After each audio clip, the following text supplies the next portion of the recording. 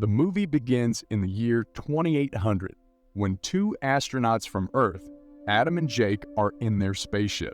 They're flying over to the planet of Antares, which has a significantly large human population on its surface. The astronauts are trying to get the reading off the Earth. However, because the lower atmosphere radiation is too high, they have difficulty scanning the planet's surface and don't hear anything from the planet's communication base. Jake theorizes that the people may be dead, as they have had no contact with them for 900 years. So, Jake asks if Adam plans to tell the people of Antares why they are there. It turns out that a deadly virus has left women back on Earth, completely barren. So the two astronauts are the only hope left for humanity. Their mission is to venture to Antares, where they will search for women and attempt to persuade them to come to Earth. Adam then plans to assess the situation first before telling them. Shortly after, the spaceship prepares for atmosphere re-entry to Antares, but it suddenly becomes unstable due to the strange gravitational pull there. They're losing altitude too fast.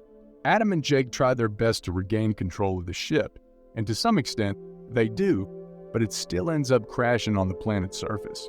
Adam only sustains minor injuries, but Jake comes off the worst as a large piece of shrapnel through his shoulder.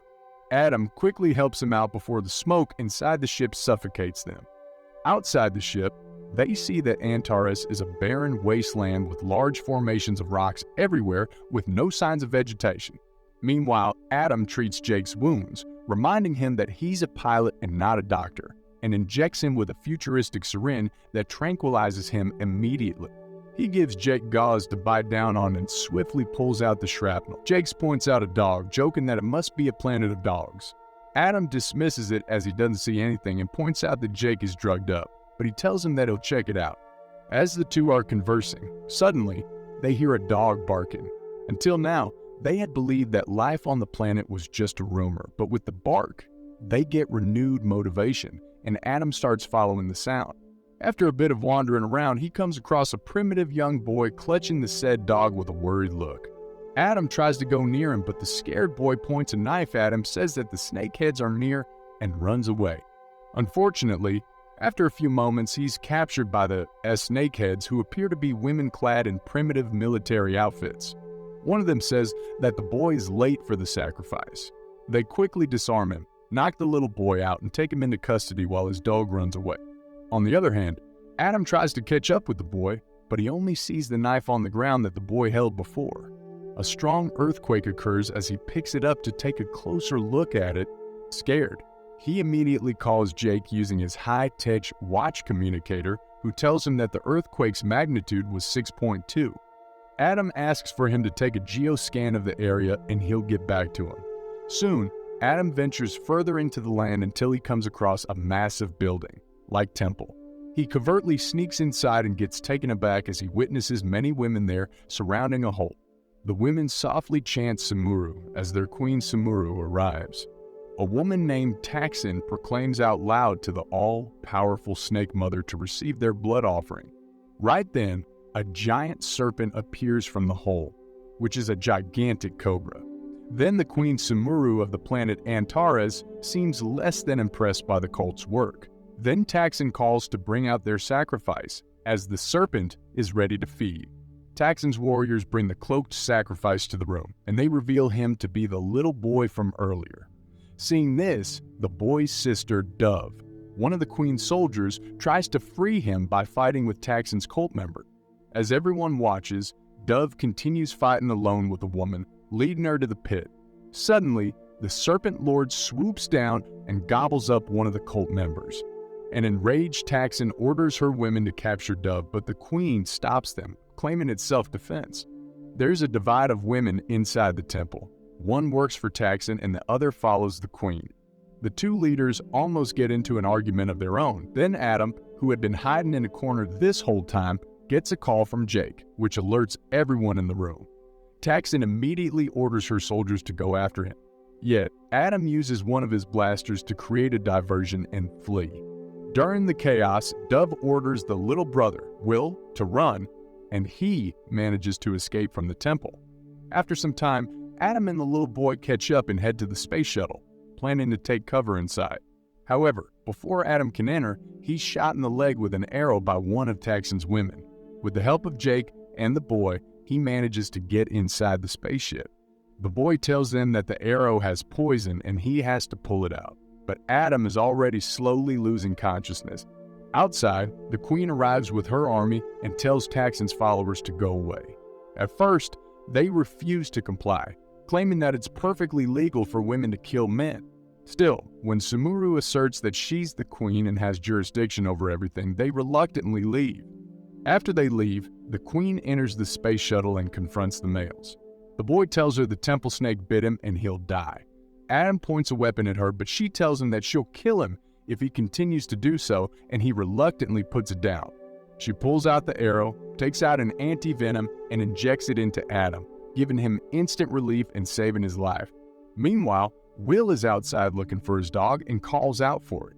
Dove suddenly appears, startling him as he thought she may have been a snakehead, Taxon's warrior.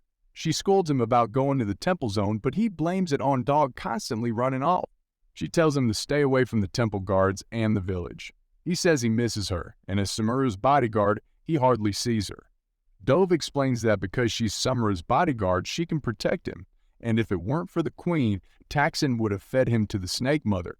If it happens to him again, they will remove her, and she wouldn't be able to protect him anymore, but she promises always to defend him. Then, the Queen's guards bring Adam and Jake to the Queen's residence, where they meet up while there are darker guards. Jake reveals that according to the geoscans he conducted earlier, he found out that the planet is dying, and that's why earthquakes are so frequent. He tells them the Earth has a maximum of 2 months before it ultimately self-destructs. They theorize that the gene virus which caused the women to become barren on their planet is also there. While Adam and Jake scan themselves with a small device for any signs of the virus, Will watches them, curious about it. Then, another earthquake occurs. This time, the magnitude is 6.9, stronger than before. Will explains that it was just the sacred snake moving around, which always happens. So, he asks about the device and if it's like an oracle. Adam shows it to him by scanning him, explaining that it tells them if he has a secret illness. Fortunately, he doesn't. Later, the Queen's guards take Adam to the Queen's chamber for interrogation. He introduces himself and explains that he's from the planet Earth.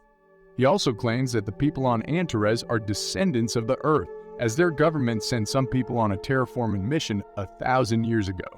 They regularly reported their findings for the first 50 years, but after that, all communication ceased. The Earth also went through a deadly war, so they only try to find out a little about their people in Antares.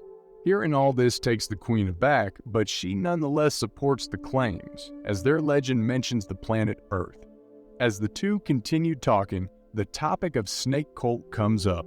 Queen Sumuru reveals that due to the continuous earthquakes, the people reverted to religion, which is when Taxon rose to power. She was from a high-ranking noble family and thought she should be the queen, but the people didn't choose her, so she has been building a cult to take the throne for herself one day. As for the giant cobra that just appeared out of nowhere, Taxon claims it causes continuous earthquakes, and they must sacrifice once in a while to stop the quakes. Shocked by the revelations, Adam explains that the planet is dying and that everyone should immediately evacuate. Still, the Queen doesn't want to listen to a man. Instead, she starts saying that the men brought the curse of darkness. So, the Queen leads Adam to a mine, where all the men work as enslaved people. She reveals that long ago the men ignited a large flash of light, which killed many people. From that day onwards, the women have taken control over the land, and it's perfectly legal to kill men if they're found disobedient.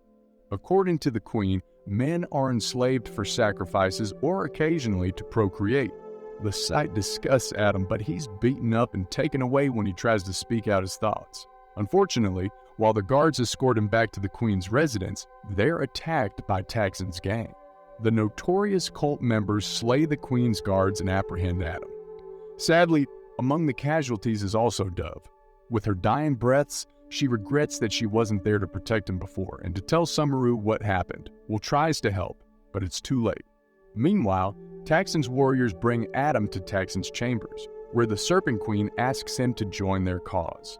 She kisses him passionately, trying to seduce him into her team. However, Adam refuses immediately. It causes an altercation between the two. But before Adam can get hurt, Queen Sumuru and Jake, disguised as guards, come to his aid.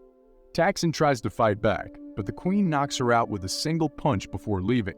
Will is sad as he still hasn't found Dog, but Jake convinces him they will look for him later. On their way out through the tunnels, the astronauts discuss the state of the planet, and Jake reveals that they have less time than he had estimated earlier. His recent calculations indicate Antares may blow up in a few days. The Queen overhears their conversation and pulls out her necklace, passed down from queen to queen. It's a piece of a ship from a place they call the Burn Zone, where the spaceship from Earth landed 1,000 years ago. Hearing this, the astronauts get excited because if they can somehow reach the place and restart the ship, they can head back to Earth. The Queen agrees to help them, and they start heading together toward the Burn Zone. Along the tunnel, they evade several of Taxon's cold followers. Will knows another way out, and they follow him, but they won't fit through, so they go through another way, which is a prison. It's full of enslaved men. Jake sees this and tries to free them, but Summerall won't let him. Suddenly, the Taxon's warriors arrive and attack them, which enables Jake to open the men's prison. Adam uses his blaster to shoot down the tunnel, causing it to fall on the snakeheads, while Sumuru orders the men to get out of the prison. Once they finally reach outside, Queen Sumuru tells the astronauts that they still have to travel several kilometers, as the burn zone is behind a large hill. Despite the challenges, and Taxon and her warriors are hot on their tails, Jake and Adam decide to continue their journey. They struggle to walk up the hill and a massive earthquake hits, which causes the group to tumble down the mountain. With this, Jake deduces that the planet's impending doom is nearing. Shortly after, Adam tries convincing the Queen to come along with them, saying it's much safer out there on Earth. However, she politely declines, asserting she doesn't rule the people but serves them. After a while, the group comes across the skeletal remains of a man, and when Jake scans it, he learns that the man died some 900 years ago, the same year humans came to Antares. On further inspection, he also finds out that there was a solar blast in the area, and that's why most of the men perished. Hearing this, the Queen realizes it's the same flash of lights their ancestors had witnessed centuries ago. Jake concluded that the colonists blew themselves up, primarily women survived, and they just rebuilt society to their needs. Then, one of the Queen's guards gets shot to death, and they now see Taxon and her warriors are close, so they continue moving up the hill. Another earthquake occurs, and Will gets covered by sand and rocks, but they quickly pull him up. So Adam scans him with his device, and Will also asks to check the Queen, which also tells that they don't have any hidden illnesses. The Queen asks them what condition they're looking for, which prompts Adam to reveal their true mission on Antares. He explains that she and her people are Earth's last hope and asks for her help. Samura only says that they should find the ship first. Soon, the group finally arrives at the burn zone, which appears to be a giant space dome. A moment later, Taxon and her army soon follow in. Jake and Little will try to restart the engine from the control room, while Adam and Sumuru head to another room, where they find a space cruiser. Adam tells Sumuru that she and her people have no future on Antares, but at least on Earth, they would have a chance. Then, Jake tells Adam they are ready to power up the cruiser and tells the Queen that the ship's quantum reactor exploded years ago, which the locals call the Light of Death. It was all an accident caused by a strange reaction to the planet, and nobody was to blame. Since natural causes caused the light, the men were innocent. Hence, all these years, their religion, which stated that men are dangerous and evil, was built upon a lie.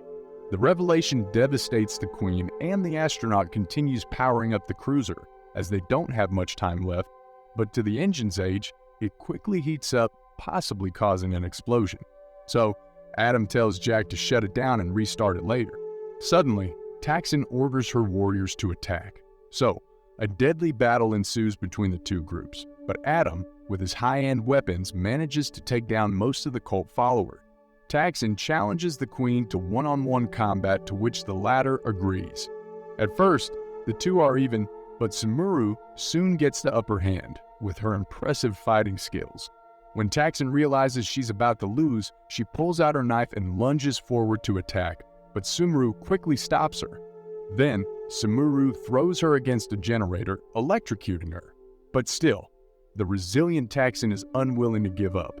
She charges the Queen with her knife, but Adam fires at her and finishes her once and for all. After a lot of struggle, Jake manages to reignite the cruiser, and it's now ready for takeoff. Soon, the spaceship takes off and flies into the air. All the people of Antares, the men, the Queen's soldiers, and even Taxon's cult members gaze at the giant spaceship with awe. After learning to accept that the men on Antares are innocent and that the planet is dying, Sumeru also decides to join the journey to Earth. Seeing them without their leader, Adam feels terrible. He suggests they bring everyone inside the ship as it has enough space for 500 people. Jake tries to tell them that violent earthquakes can destroy the boat, but Adam and Sumeru are willing to take their chances. Left with no choice, Jake obliges the orders and starts descending the spaceship. Soon, they arrive on the surface, and the people are amazed to witness the large ship they previously called the Burn Zone. Queen Sumeru orders everyone to get inside, telling them their planet is about to die, so they must venture out into a new faraway world. Their new Earth will have several other people, where there will be no disparity in gender, race, and religion. Hearing this, the people become excited and immediately enter the ship. However, before Jake and Adam can pilot the spaceship away from the planet, a massive earthquake rocks everyone. When they look outside, they notice the giant serpent attacking one of the ship's propellers. With time running out, Adam orders Jake to apply full throttle on the propeller. As soon as Jake does, the serpent backs off because of the fire released from the propeller. So, the spaceship finally takes off and leaves planet Antares forever. Later, a woman enters the control room and hands little Will his lost dog. The woman found the dog on the surface, barking like crazy, looking for someone, so she thought to save it for the owner. The movie ends as they play with dog, while the spaceship blasts off to Earth.